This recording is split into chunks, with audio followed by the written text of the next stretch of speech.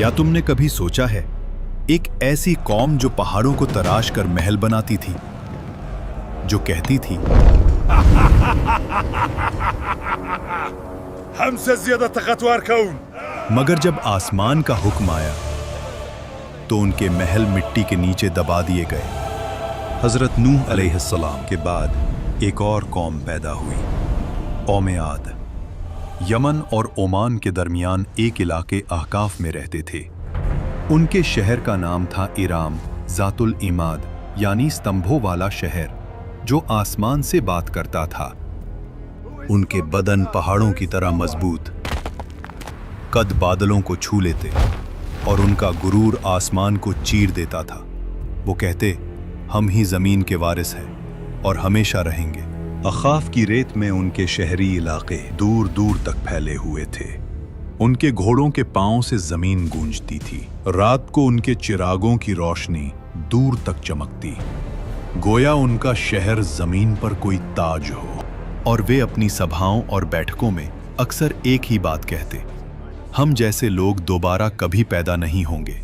उनके बच्चे भी छोटी उम्र में पत्थर उठाकर अपनी शक्ति दिखाते और बुजुर्ग गर्व से कहते, हमारे बच्चे भी पहाड़ों को झुकाने वाले हैं।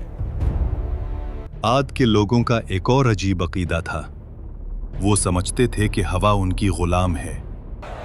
उनके जवान कभी वादी के दरमियान खड़े होकर दोनों हाथों को पहलाते और अपने आप से कहते,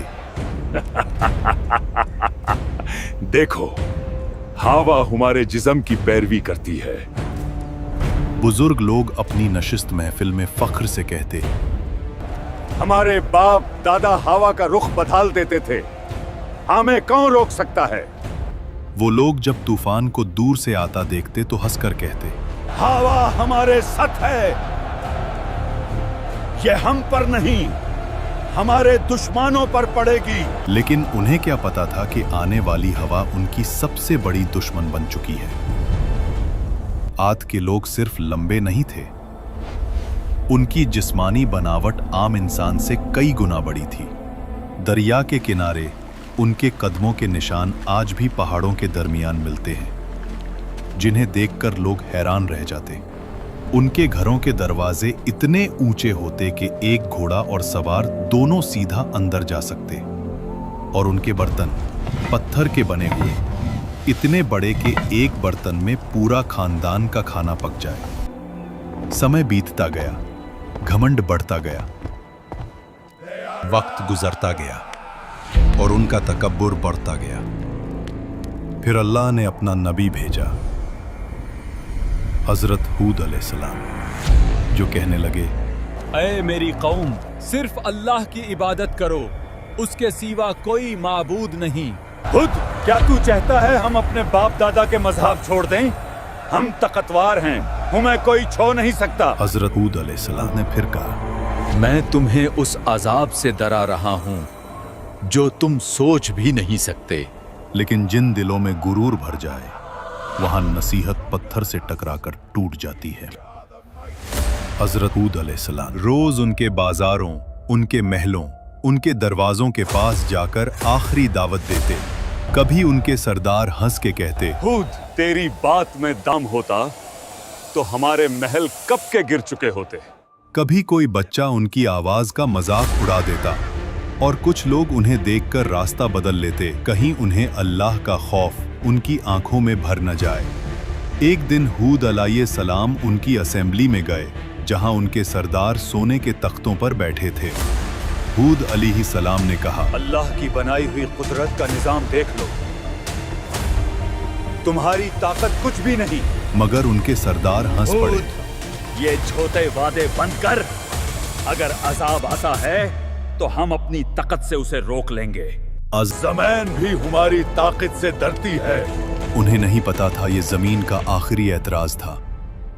फिर आया अल्लाह का फैसला। सबसे पहले उन पर कहत आया।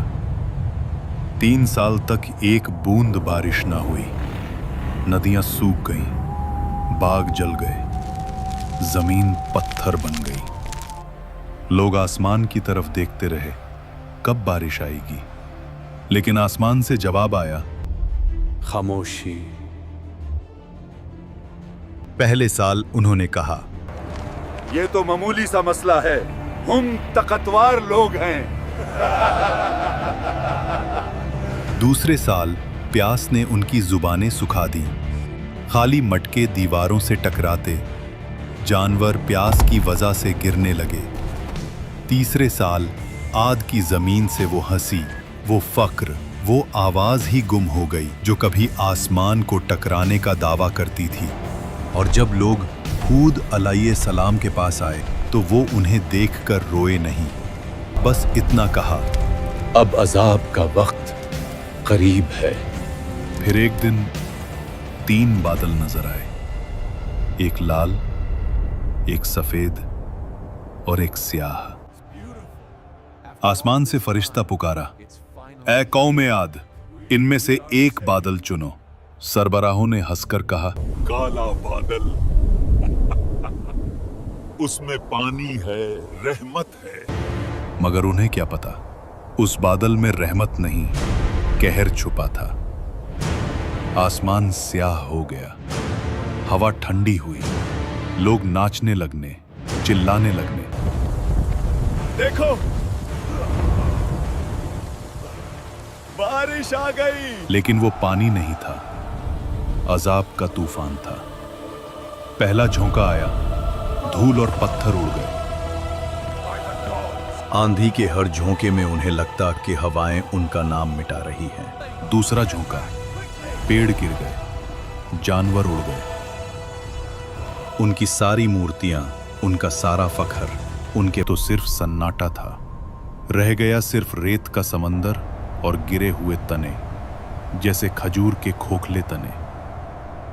लेकिन उन चंद लोगों को जो हजरत हूद अलैहिस्सलाम के साथ ईमान लाए, अल्लाह ने बचा लिया।